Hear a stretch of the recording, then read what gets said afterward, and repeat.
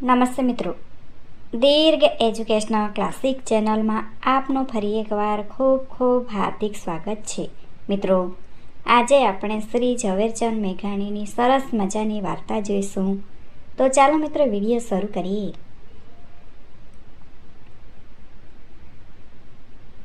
જોરારનું.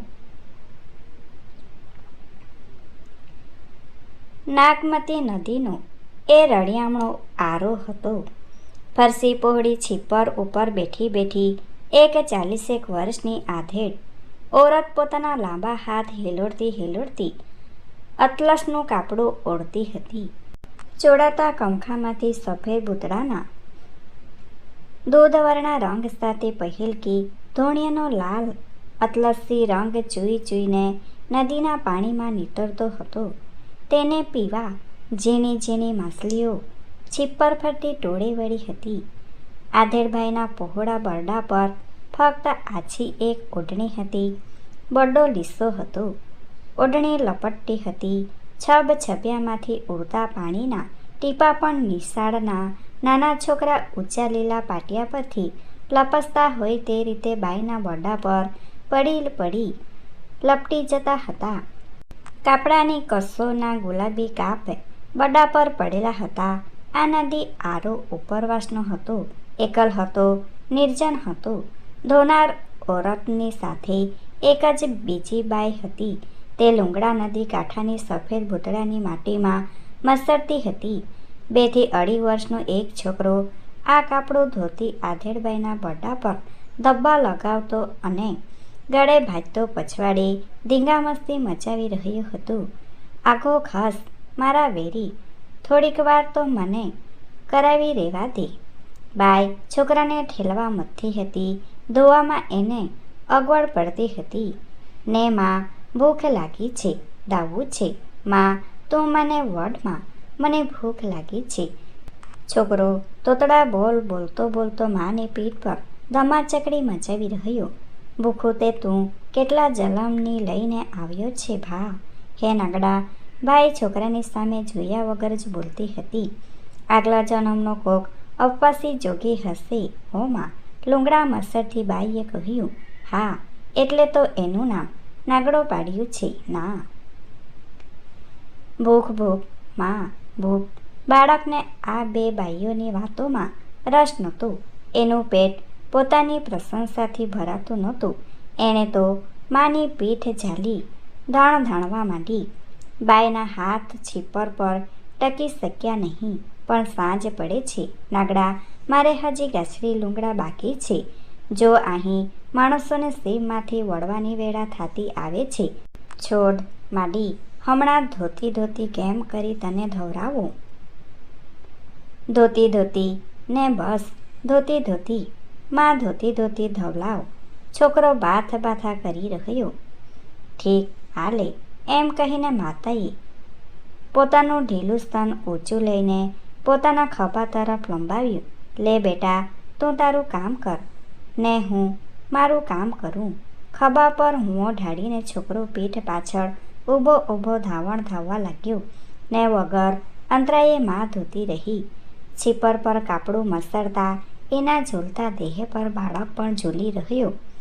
પછી તો 2માંથી એકેને ઉતાવળ ન રહી. માં ધોવામાં મશગુલ હતી. બાળક હિચોડા ખાતો ધાવતો હતો ને ઝોલા પણ ખાતો હતો. આ તો ભારી કરામતમાં આધેડબાઈને માન શબ્દ સંબોધતી એ બીજી સ્ત્રી એની નોકરિયાત લાગતી હતી. માનું ધાવણ બીજા શાક હકનું છે ભાઈ, ભલે ને ધાવતો. મેં તો આને ઘૂંટલે ઘટાડવા દીધેલ છે. એની કાંઈ છાસ થોડી ફેરવાની છે. હોય તેટલું હસીને પાઈ દઈએ. સાચો ધાવનારો હશે તો આગળ ઉપર લેખે લડાશે. પૂરો ધરાવ નહીં પામ્યો હોય તો આગળ જતા એપ લગાડશે. ગાય ભેંસના દૂધ ગોરસ સાચો મામલો મચે ત્યારે થોડા જ ઉગી સરવાના છે. તે ટાણે તો જવાબ દેશે માનું ધાવણ. મરને ધાવી લેતો તે ઘડીએ તો ધરાવનારીના રંગ રહેશે ને. નદીનો આરો પોતે અબોલ છે, પણ મૂંગા નદી જળ માનીઓને બોલતા કરે છે. સંસારના લાજ મલાજાએ સીવી લીધેલી નારીની જબાન પરથી નદીનો કાંઠો ઢેપા તોડે છે. બાળકની માતા અંતરના અંતલ ઊંડાણમાંથી બોલતી હતી. પાછી વળીને ઘેર પહોંચશે ત્યારે વાચાને જાણે તાળા વસાઈ જવાના છે એવી બીકે એણે અંતરના આગળા છૂટા મેલ્યા. વાદી જેમ મૂલીને ઝાલી અવનવા સૂર ગુટ્ટો હોય તેમ પીઠ પર ઢળેલો બાળક માનું સ્તન બે હાથે પકડી ધાવણ ઘટાકતો હતો. એના મોંમાંથી ઘૂંટવાટ ઉઠ્ઠા હતા. માતાનું સ્તન એના બે હાથમાં મૂલી ઘાટનું બન્યું હતું. મસરીને નાની સ્ત્રી લૂંગડું ફેંકતી હતી.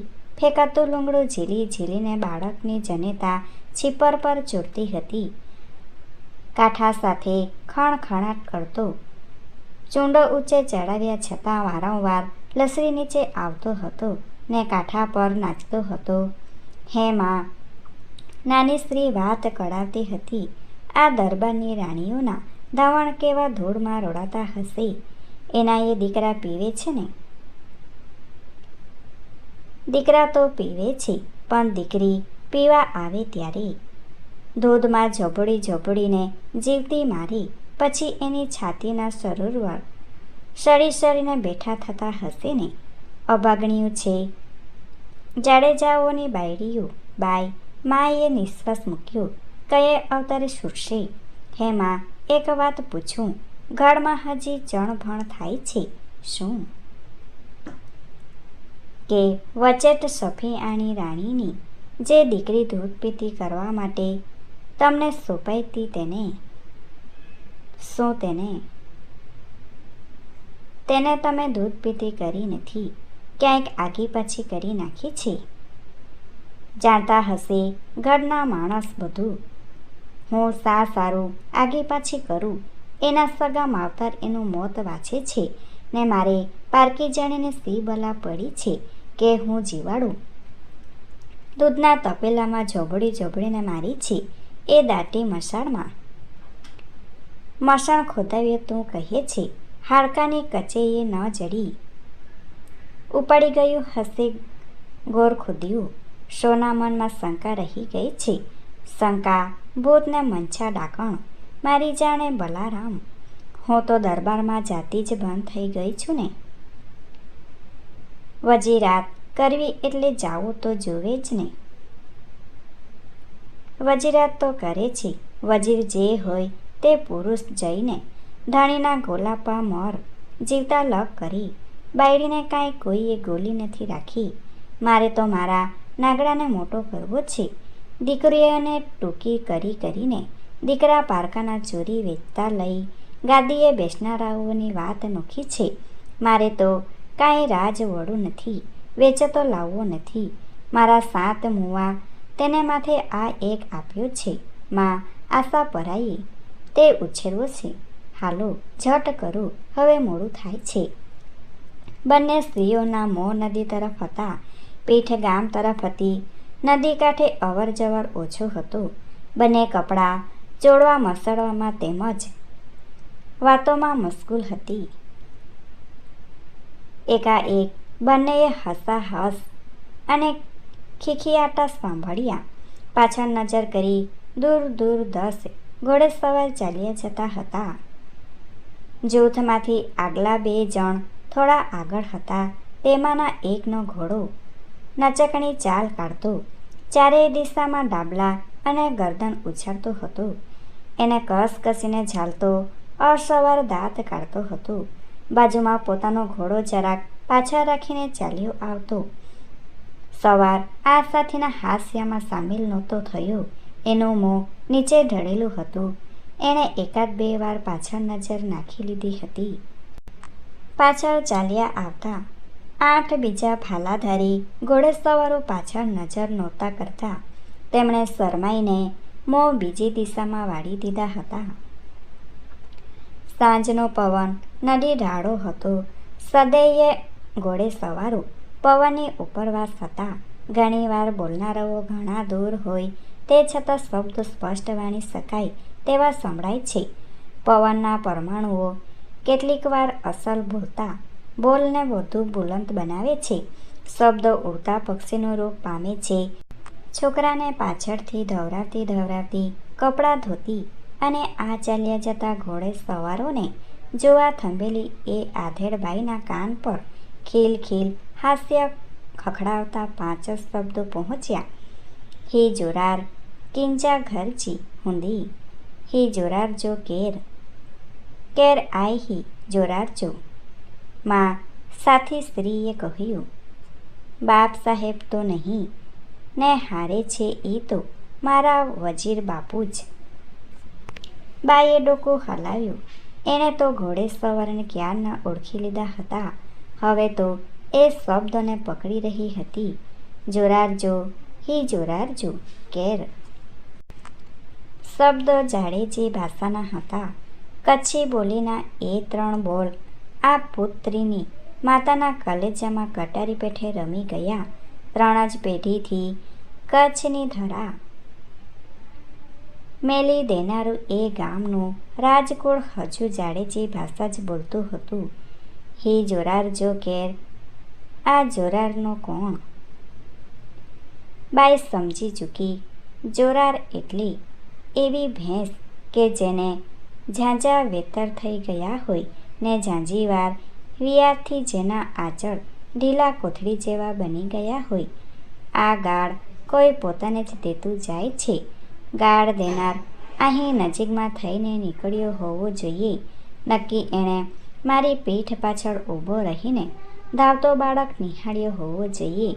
આ નદી કિનારાની ધ્રો છવાઈ ધરતી પર એના અશ્વના ડાબલા અવાજ કર્યા વગર પડતા ગયા હોવા જોઈએ.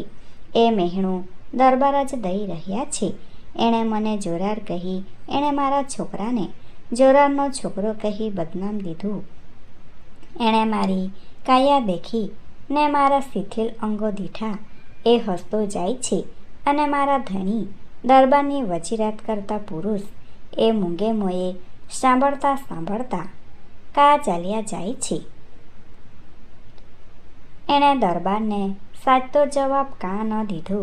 એણે એટલું એ શું ન કહ્યું કે એ જોરારના છોકરાના ઝપાટા તો દરબાર આગળ ઉપર જોઈ લેજો. બાઈને પાછળ દોડી જવાનું દિલ થયું. નાગડાને તેડીને ત્યાં પહોંચ્યું. જાડેજા દરબારની સામે ઊભી સંભળાવું કે જોઈ લેજો આ જોરારને, નિહાળીને જોઈ લેજો. મારા લબડતા થાનને ધાવેલો આ બાળક એક દિવસ આ ગાળ બોલનારના ગળામાં પાછી ગળાવશે. એક દિવસ આ જોરારનો ઢીલા થાનના ધાવોનો હિસાબ ચૂકવશે. પણ એણે પૂરા લુંગડાએ પહેર્યા નહોતા. હજી તો નહાવું એ બાકી હતું અને એ વિચાર કરતી રહી ત્યાં તો 10 ઘોડે સવાર નાગની ગામના દરવાજામાં દાખલ થઈ ગયા. ઊંઘી ગયેલા બાળકને કાંઠાની ઘો છવાઈ ગાદલિયાની ભોય પર સુવડાવીને માએ નદીના કમરપુર પાણીમાં નાવણ કર્યું. ત્યારે આથમતો સૂર્ય જાણે એને કહેતો હતો, માં તું ખરેખર રૂપાળી છે. તારે પેટ અવતાર લેવાનું મન થાય છે. તારું દૂધ પી શકું તો કોઈ વાર આ 7 ઘોટલાની રાસ ખેતા પંજા કડે છે તે ન કડી. એના બરડા પર ભૂતળો ઘસીને બીજી બાઈએ વાસો જોડી દીધું. બાઈએ નહીં લીધું એટલે થોડે છેટે વેલડું છોડ્યું હતું. તેને સાથેની જુવાન સ્ત્રીએ જઈને બળદ જોડ્યા. પડદા પાડીને આધેડબાઈ દીકરા સહિત અંદર બેઠી. વેલડું નાગની નગરના વજીરવાસમાં ચાલ્યું ગયું. Thanks for watching. Please subscribe my channel. Thank you.